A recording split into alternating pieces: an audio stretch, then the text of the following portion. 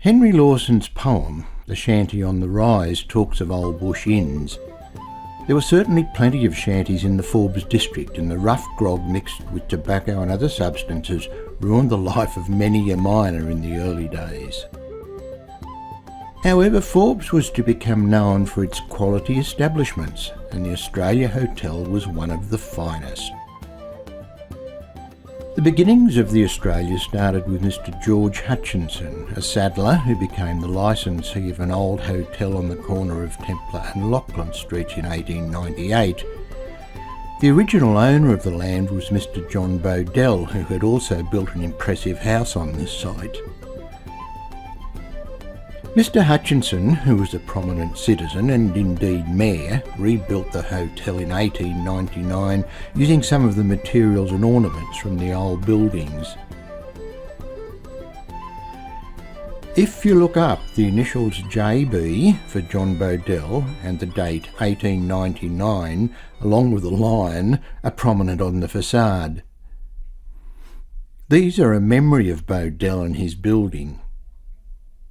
The significance of the lion has been lost, unfortunately. Many of the images from an early era show the magnificent Australia Hotel with the name Hutchinson emblazoned on the pub's parapet. In 1912, the most significant era in the life of the Australia Hotel commenced with the transfer of licence to Mr. John Joseph Flannery, better known as JJ.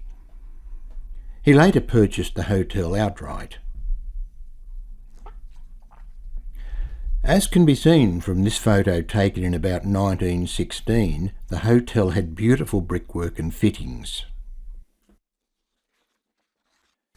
In 1921, J.J. Flannery purchased the entire block, and the hotel and its beautiful verandas were extensively extended. It became one of the premier hotels in Forbes and the Central West. Advertisements from the era loudly proclaimed the benefits of visiting the Australia and give an outline of the life of J.J. Flannery. The hotel's ornate dining room was also highly acclaimed, along with the dinner bell, which became part of the folklore of Forbes. Every night at 6 p.m. on the first chime of the town clock, the dinner gong would be struck by one of the female waitstaff. The Australia was also visited by many well-known people, including renowned Australian author Frank Clune, who wrote of his stay in his book Rolling Down the Lachlan. To quote Frank's comments about his stay, "In Flannery's pub I had an excellent room all to myself. The 50-candle power lamp was alight in every candle, something unusual in country pub lamps. Dinner was excellent, soup, roast, sweets, all good. Frank's only problem was that in the middle of his bath, the fire bell went and he had to go down and have a look in the street." By the way, I just love the angle-parked horses in this image. J.J. Flannery transferred the licence to his son Norman in 1933, and he continued to run the hotel under the Flannery banner. Mr. John Joseph Flannery died in 1935 and is buried in the Forbes Cemetery. The end of the Flannery era came when Norman died and the hotel was taken over by well-known local Don McKinnon and family in the early 1960s. Don's daughter, the late Barbara McKinnon, worked in the Australia, or the Aussie as it was also called, with her family for many years. Barb was a good friend of mine, and I recorded her memories of the pub and Forbes in 2013 for the National Library of Australia.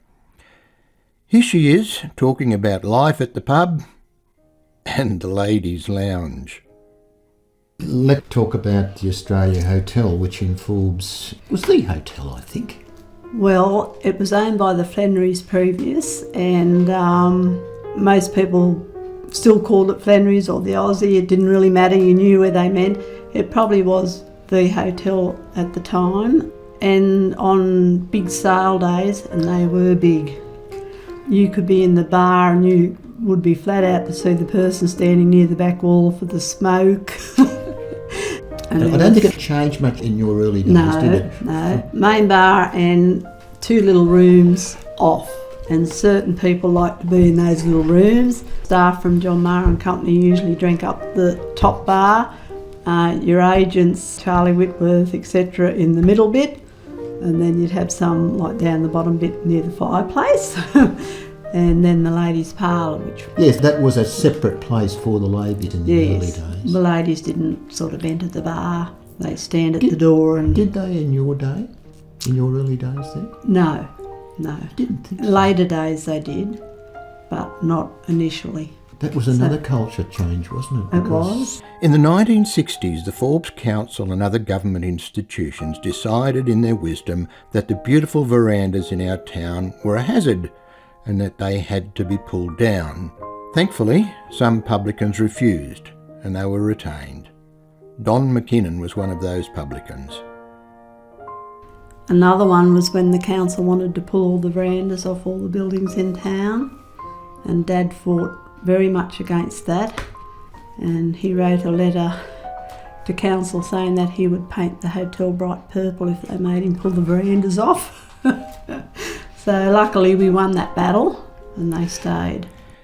In 1973, the McKinnons retired from the pub and it continued under various licensees until finally closing as a hotel and being converted into shops. Some of these later publicans included the Marr family, Bruce Giffen and Tim Smith and family. A sign on the present building recognises that it was the site of the Australia Hotel, a significant place and time in the memories of Forbes.